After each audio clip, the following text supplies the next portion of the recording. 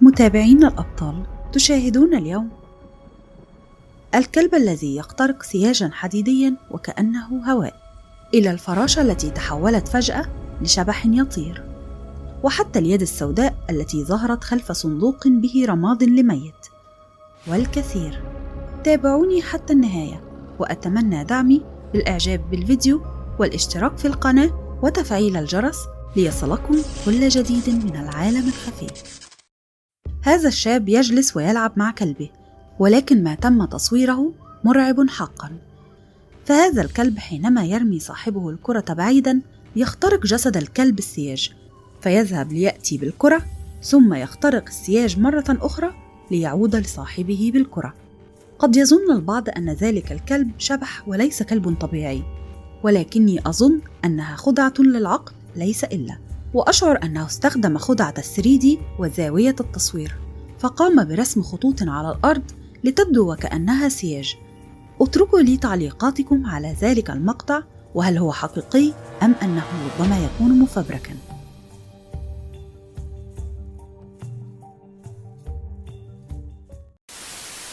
هذا الشاب كان مستغرقا في نومه، وحدث له ما ستفزع منه رعبا، فلقد تم جذبه من ذراعه بقوة، وكأن شخصا ما كان يسحبه بكامل قوته، وهذا ما يفسر حركة جسده بتلك الطريقة أثناء نومه، وبذلك تأكد للشاب أن منزله بالفعل مسكون بالأشباح.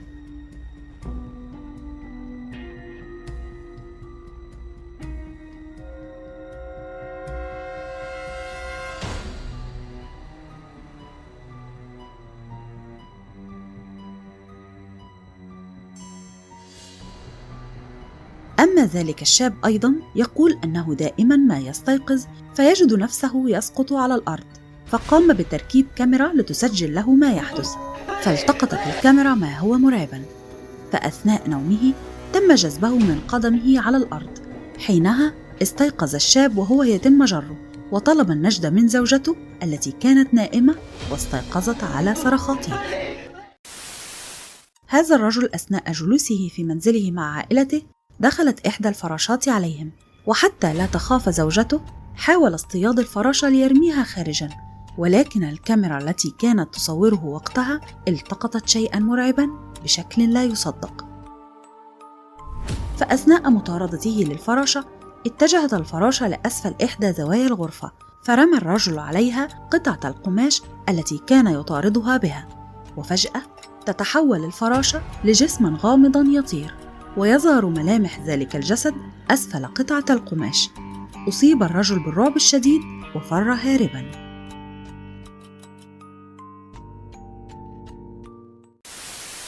بينما كان يسير ذلك الشاب بإحدى الشوارع ويبدو عليه التعب والإرهاق، حدث شيئا غامضا، فعندما اقترب أحد الشباب منه بنفس الطريق خرج ظلا أسودا ضبابيا من جسد ذلك الشاب ليستقر بجسد الشاب الثاني والذي كان يسير بنفس الطريق، في مشهد غامض ومرعب.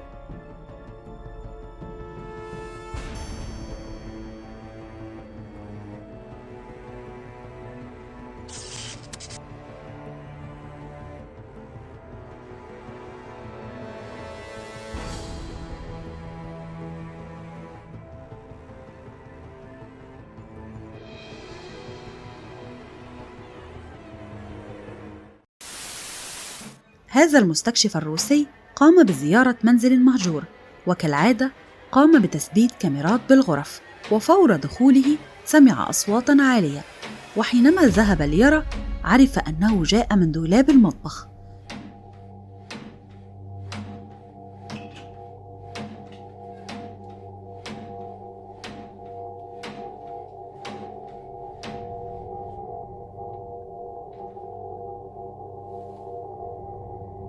بعدها سمع صوتاً يأتي من خلفه، التفت فلم يجد شيئاً، بدأ يتجول في المنزل، فالتقطت الكاميرا ما هو مرعب حقاً.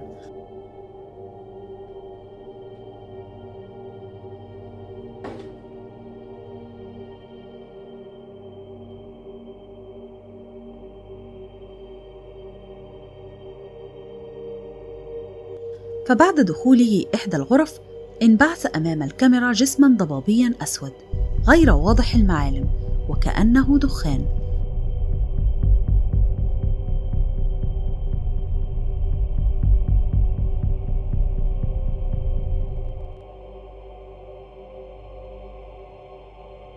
وأثناء تجول المستكشف بغرف المنزل ظهر بكاميرا المطبخ نفس الجسم الضبابي الأسود، ولكنه تجسد قليلاً واتجه ناحية اليمين.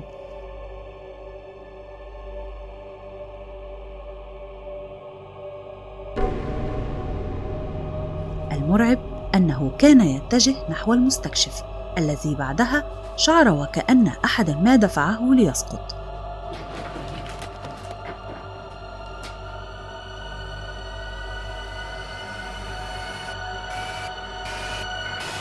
وعلى الرغم من كل ذلك صمم المستكشف على إكمال استكشافه رغم أن كاميرته تعطلت، ثم عادت للعمل وسط أجواء مرعبة مليئة بالتحركات الغامضة.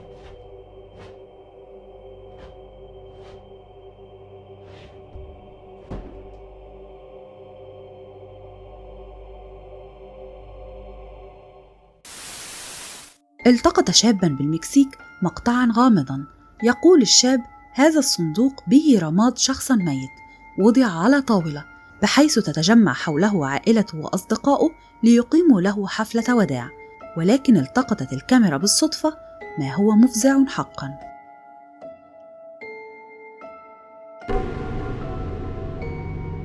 هل لاحظتم ذلك؟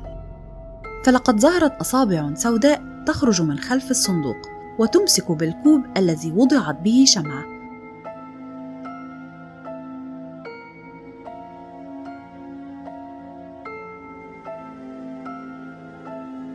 يقول من التقط ذلك المقطع أن صاحب الرماد الذي بالصندوق كان يعمل بتهريب المخدرات، تلك المهنة التي تتسبب في دمار وموت العديد من البشر، ويعتقدون أن تلك اليد السوداء دليلاً على الخاتمة السيئة لذلك الرجل.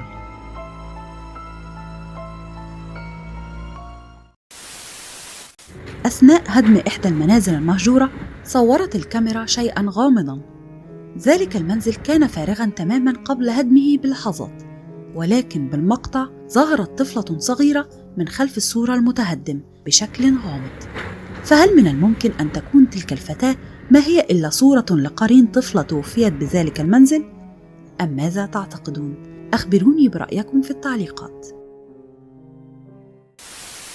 في المكسيك وبأحد الليالي كان أحدهم يسير بطريق مظلم، فالتقطت الكاميرا الأمامية للسيارة ما هو مرعب حقاً وصادماً. فلقد التقطت الكاميرا فتاة باسطة ذراعيها وتجري بطريقة غريبة ومرعبة على جانب الطريق وفي اتجاه معاكس لطريق السيارات.